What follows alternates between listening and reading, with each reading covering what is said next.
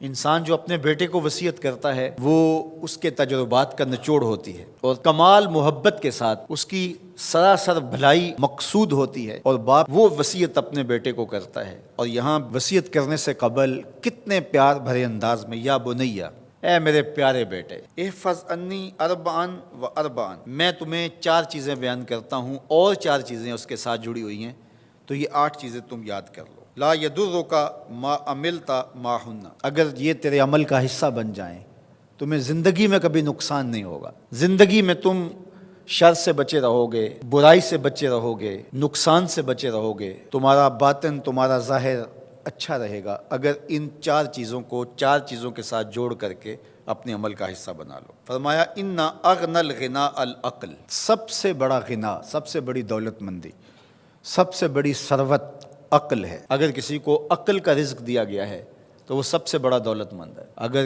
اس کے پاس مال و متاع بہت سارے ہیں لیکن بے وقوف ہے تو وہ دولت مندی نہیں ہے۔ وَأَكْبَرُ الْفَقْرِ الْحُمْقُ، اور سب سے بڑا فقر اور سب سے بڑی محتاجی جہالت ہے۔ سب سے بڑی دولت مندی عقل ہے، اور سب سے بڑی غربت، سب سے بڑی غریبی اور سب سے بڑا فقر اور محتاجی بے وقوفی ہے۔ وَأَوْحَشَ الْوَحْشَةُ الْعُجْبُ، اور سب سے بڑی وحشت تنہائی عجب ہے، خود پسندی ہے، اپنے آپ کو دیکھنا کہ میں بہت کچھ ہوں۔ جو شخص اپنے آپ کو دیکھتا رہتا ہے اور وقت اپنے آپ کو ہی لوگوں کے سامنے پیش کرتا رہتا ہے بنا سنوار کے، وہ تنہا ہو جاتا ہے۔ لوگ اس کی ان خوبیوں کا بھی انکار کر دیتے ہیں جو خوبیاں واقعتاً اس کے اندر موجود ہوتی ہیں۔ اگر پاؤ ہے تو اپنے آپ کو سیر نہ بتاؤ، لوگ پاؤ کا بھی انکار کر دیں گے۔ تو جو جس حالت میں ہو وہی حالت لوگوں کے سامنے ہونی چاہیے، بلکہ اس سے اگر کم ہو۔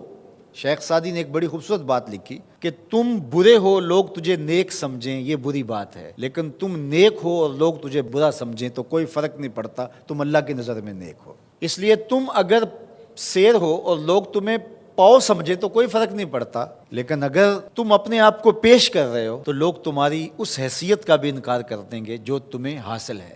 وَأَكْرَمُ الْحَسَبِ حُسْنُ الْخُلُقِ، سب سے اچھا جو حسب و نسب ہے وہ کیا ہے؟ میں فلاں ہوتا ہوں، میں فلاں ہوتا ہوں، میں فلاں کا بیٹا ہوں، فلاں قبیلے سے میرا تعلق ہے، میرا باپ بڑا امیر کبیر تھا۔ اپنا حسب نامہ اس طرح لوگ پیش کرتے ہیں، مجھے جانتے ہو کہ میں فلاں ابن فلاں ہوں۔ سیدنا علی المرتضیٰ فرماتے ہیں بہترین جو حسب ہے جو آپ پیش کرتے ہیں وہ کیا ہے؟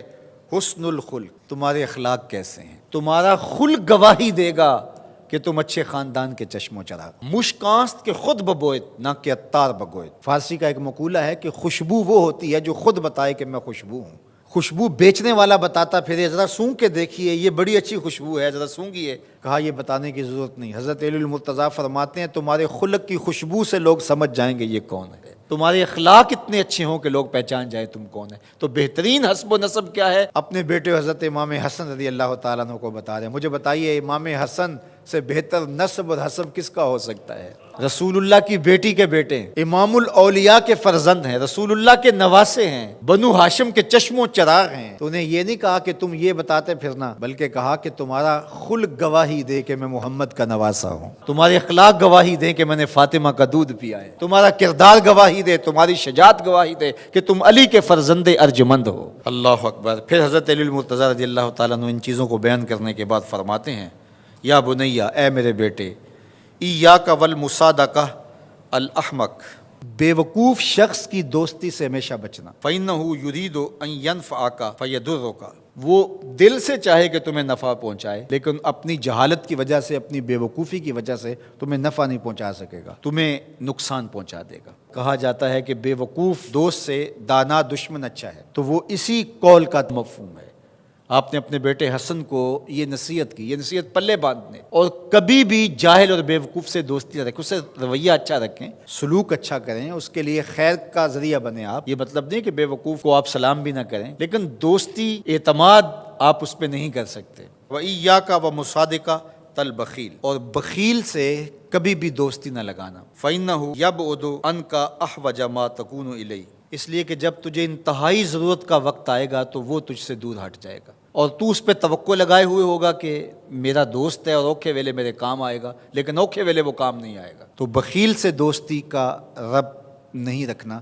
وَإِيَّاكَ وَمُصَادَقَةَ الْفَاجِرِ، بدکار شخص سے کبھی دوستی نہ رکھ، برے شخص سے کبھی دوستی کا رشتہ نہ جوڑنا۔ فَإِنَّهُ يَبِيعُكَ بِالطَّافَةِ، جو فاسق و فاجر ہے، برا شخص ہے، بدکار ہے، اس سے دوستی نہ رکھنا، اس لیے کہ وہ بہت تھوڑی قیمت میں تجھے بیچ دے گا۔ اور آخری بات، وَإِيَّاكَ وَمُصَادَقَةَ الْكَذَّابِ، جھوٹے آدمیوں سے کبھی دوست نہیں رکھنا۔ فَإِنَّهُ كَالسَّرَابِ يُقَرِّبُ عَلَيْكَ الْبَعِيدَ وَيُبْعِدُ عَلَيْكَ الْقَرِيبَ، وہ بعید کو تجھے قریب دکھائے گا، قریب کو تجھے بعید دکھائے گا۔ جو چیز قریب ہوتی ہے، جو سراب ہوتا ہے تو دور سے پانی دکھائی دیتا ہے، لیکن جب قریب جا کے دیکھتے ہیں تو سراب ہوتا ہے، پانی نہیں ہوتا۔